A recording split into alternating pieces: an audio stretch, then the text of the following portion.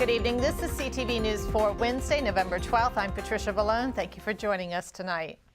Well, it was supposed to be a joyous occasion, but one man's act of killing his mother's fiancé on New Year's Day has led him to court for sentencing.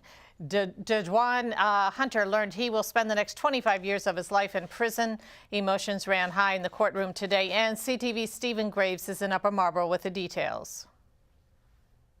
A somber mood filled the courtroom today as convicted murderer Dejuan Hunter held back tears, uttering his final statement. He apologized to the family of Raymond Quattlebaum, the former fiancé of his mother, who Hunter shot to death. Hunter was sentenced to 50 years to spend all but 25 years and 5 years of probation for the murder of Raymond Quattlebaum on January 1st of this year. The call's already in, okay? Help is on the way. Chilling 911 calls from Hunter's mother on that night of the January incident reveals the anguish of the situation on that New Year's Day. According to prosecutors, Hunter killed Quattlebaum because he believed the victim was dangerous and put his mother in harm's way. Hunter then took measures into his own hands. He went to his mother's home, he retrieved a gun, he took the gun into that room, and while Mr. Quattlebaum slept, he shot him. Today in court, Hunter's family and friends painted him as a passionate educator who loved to learn and held numerous degrees. They also said he was a loving man who would do anything to protect his mother. But it was all too little too late, and justice prevailed. So this is someone who has proven that despite what his education may be, despite the people that he may have helped in our community, in this instance, he became a murderer, and he has shown himself as someone who should not be in our community. After Hunter serves his jail time, he'll be on 5 years probation, and if he violates that, the judge has the option to incarcerate him for an even longer period of time. In Upper Marlboro, I'm Stephen Graves, CTV News. Hunter was 33 years old when he committed the crime. The presiding judge says she hopes that he will use his educational background to inspire others after his sentence. Well, it's been exactly 1 week since Republican Larry Hogan won the election to become Maryland's next governor. In Annapolis today, he announced that former delegate and Senator Bobby Neal will be joining his senior executive team. Neal also served as Anne Arundel County executive from 1990 to 1994. In 1999, he switched from being a Republican to a Democrat. Respected fiscal mind in the state of Maryland.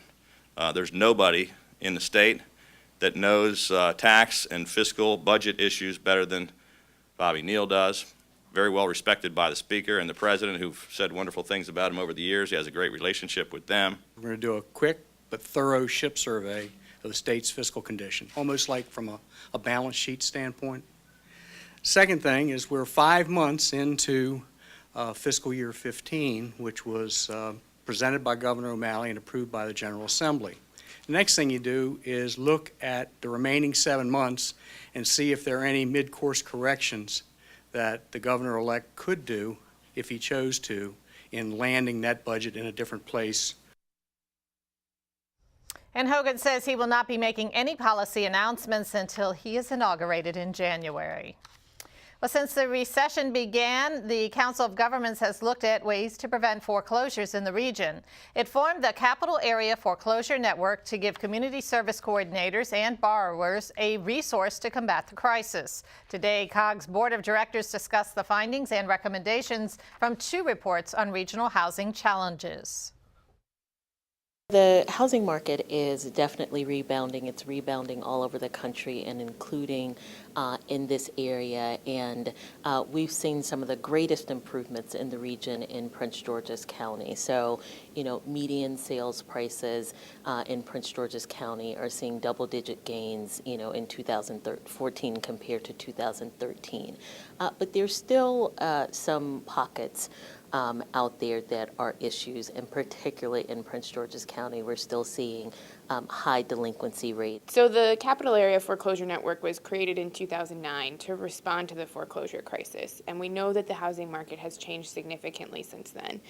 The funding landscape of funders that are able to support the work of housing counselors has also changed significantly, with Fannie Mae and Freddie Mac ending their grant making.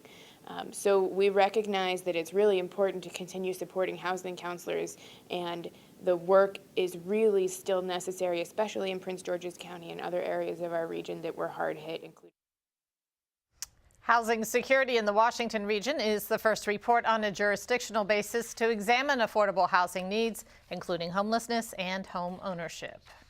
But when the 2015 Maryland General Assembly begins in January, the Prince George's County House delegation will have a new leader. It's 23 members elected District 26 Delegate Jay Walker as chair of the legislative group. He succeeds District 47 Delegate Jolene Ivey in the position and will serve a 2-year term. Walker has been a member of the House since 2007. Well, it took more than 10 years and 4 billion galactic miles to reach its destination, but the Rosetta spacecraft has finally landed on the surface of a comet. The European Space Agency says the craft landed this morning, marking a first in the history of space travel. The landing portion of the spaceship is about the size of a washing machine. Its mission is to help scientists learn more about the origin of comets. And you are watching CTV News. I'm Patricia Ballone.